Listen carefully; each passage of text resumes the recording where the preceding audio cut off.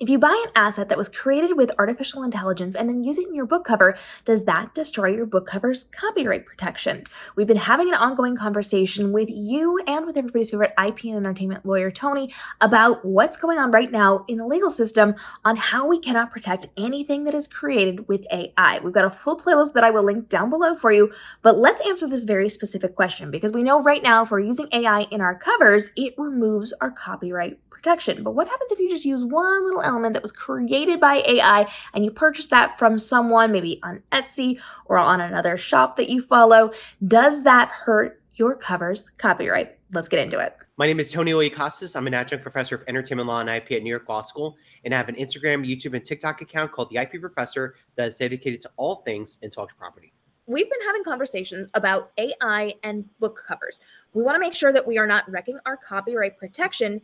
And so we've had many discussions. We'll link those in the playlist down below. But Tony, people are now asking, but what if I just buy an AI created piece of content, an asset for my book cover that I am then using in the context of my book cover? If I buy an AI piece of content from someone on Etsy or somewhere else, am I covered or is that going to hurt my copyright protection? So that's a fantastic question, and I hate to give the lawyer answer here, but it depends. Unfortunately, that's the answer here. But let's kind of break it down in I guess some fashions here, right? So we all know, we've talked about it, I've milked it to death. You're probably going to have it practically tattooed next year, live, laugh, love tattoo. But we've talked about how copyright is an original work of authorship that is fixed in a tangible medium of expression. And we've talked about plenty of times the Copyright Office's position on AI, to the point that they've made it clear that the only way a copyright can receive any protection is if it was created by a human author, meaning that it has substantial human involvement. Now that's where it's like the MacGuffin here, right? Or the $64,000 question. What is substantial human involvement? What is the criteria for something to be substantially created by a human author? And to that, we just don't have an answer. There really isn't any guidance of case law that lays out like what percentage on the scale there has to be for something to be substantially created by a human author to then get copyright protection. We also don't know if the Copyright Office's position of only granting certain aspects of a copyright that were created by a human author, if that's going to run consistent across the board for as long as time takes place. Right now, the only case law that we have is the decision that just came down in the DC District Court now almost 3 weeks ago, where a judge ruled that basically anything that is AI generated will not get copyright protection, and basically reaffirming the whole substantial human involvement requirement. Again, that case does not address the substantial human involvement requirement. So that might be the next phase of litigation with this specific case, because I'm sure it's going to get appealed to the Third Circuit, maybe even to the Supreme Court, which would be not only monumental, but I think incredibly important. But two, we might also see this question pop up because I think this is going to be the next phase of the discussion with generative AI and copyright.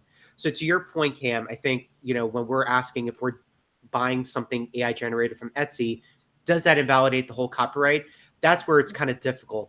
The Copyright Office could take a position that only that aspect of the work, the collective work being the book or, the novel or whatever specific product you're working on, it would only be that specific AI generated portion of the book that doesn't get copyright protection, but maybe everything else will.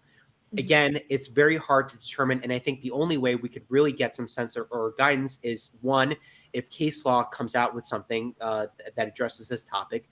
Two, if the Copyright Office gives a bit more robust guidance on this type of question, especially because this is going to be, I think, the next, great divide in the legal community and certainly in the creative community.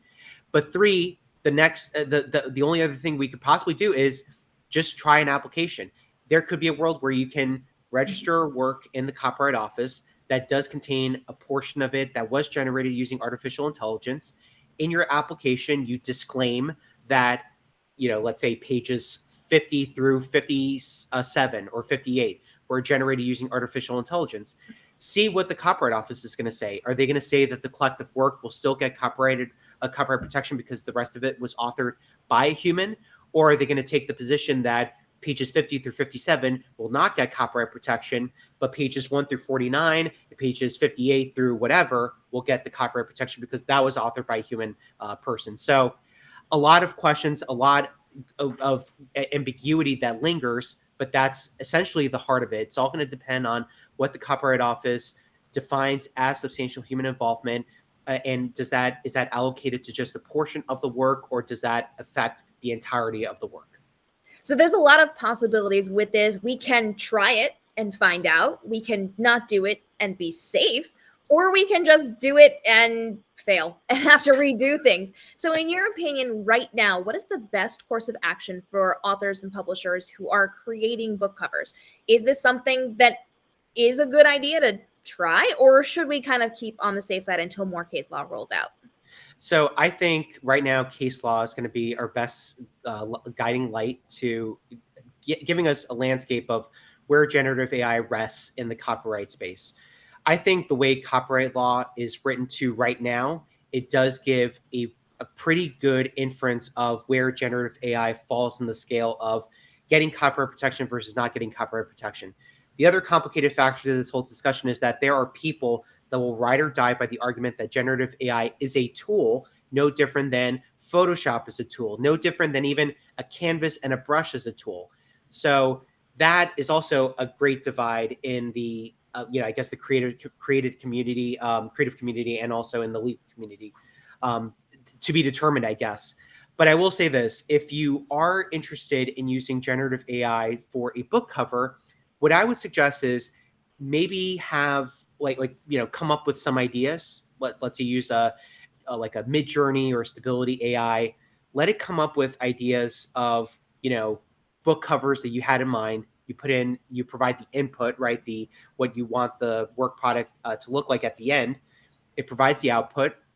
And then at that point, I would say once you get something like a little sampling from these AI generated platforms, maybe take that to an illustrator. Maybe can engage in a work for hire relationship between an illustrator and yourself, and say, look, these were the ideas that I had for a book cover. Could you come up with something better? And at least from that, you can use the AI generated artwork as inspiration that then can lead to a really nice or fully functional book cover that now definitively could be protected under copyright law.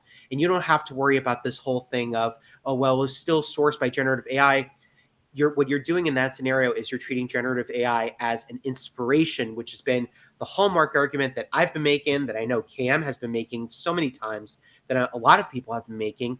This is the way that you legally protect yourself. This is the way that you protect yourself from having a claim down the road or having any sort of legal issue pop up like what we're talking about with copyright registration. Because trust me, when you're an author and you invest time, effort, and money into writing a book, the last thing you want is to hear the Copyright Office saying, sorry, we can't get this work registered because of the generative AI aspect of it. So I think this is a situation where you have to think smart, not think, I guess lazy, if you will. Just think smart. It's going to work in the long run. And I think that's the proper approach to take here that would legally protect all of you.